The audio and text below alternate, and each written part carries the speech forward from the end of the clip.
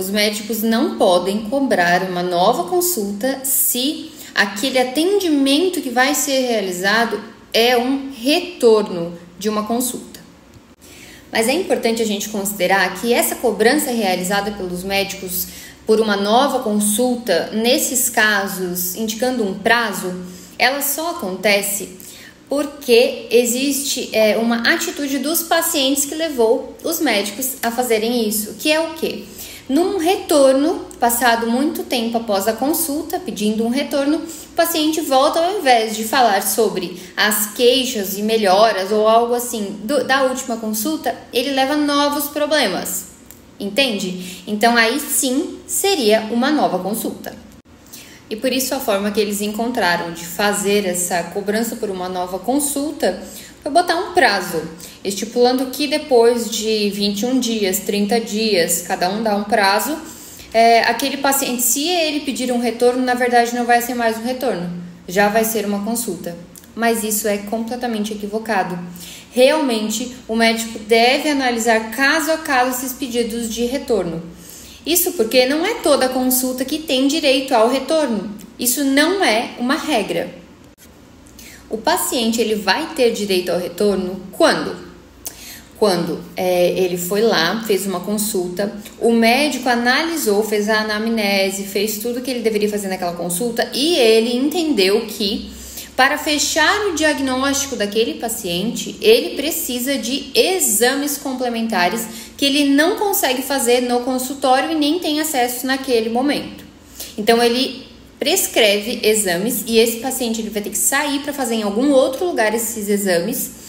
Então, essa consulta ela só vai encerrar com a análise desses exames e é por isso que esse paciente tem direito ao retorno, porque o retorno ele é a finalização da consulta e não uma nova consulta.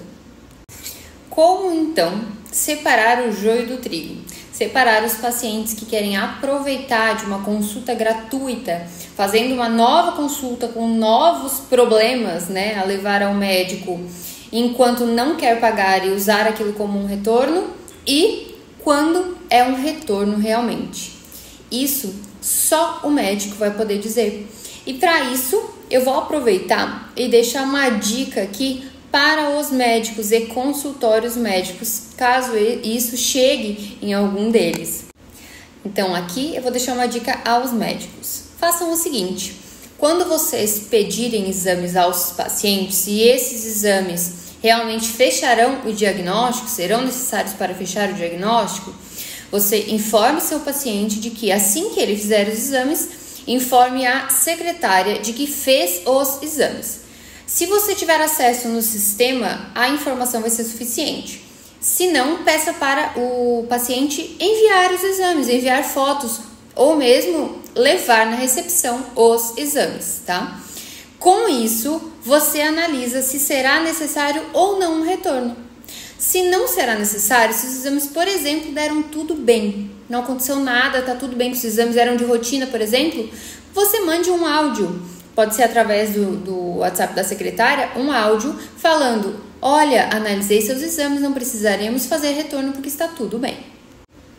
E se você, médico, entender que analisando os exames será necessário fazer o retorno daquele paciente para tratar sobre a análise daqueles exames e a finalização do diagnóstico, aí sim você contata a secretária e pede para ela agendar um retorno. E daí você separa ali um prazo menor do que da consulta para a realização dos seus retornos.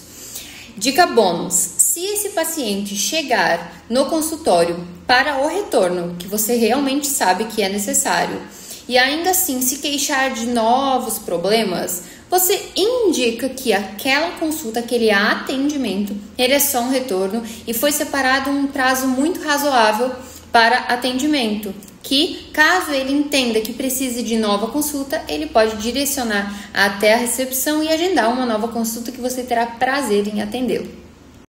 Tá bom, Juliana, entendi que você ajudou os consultórios médicos a resolver essa questão daqui para frente.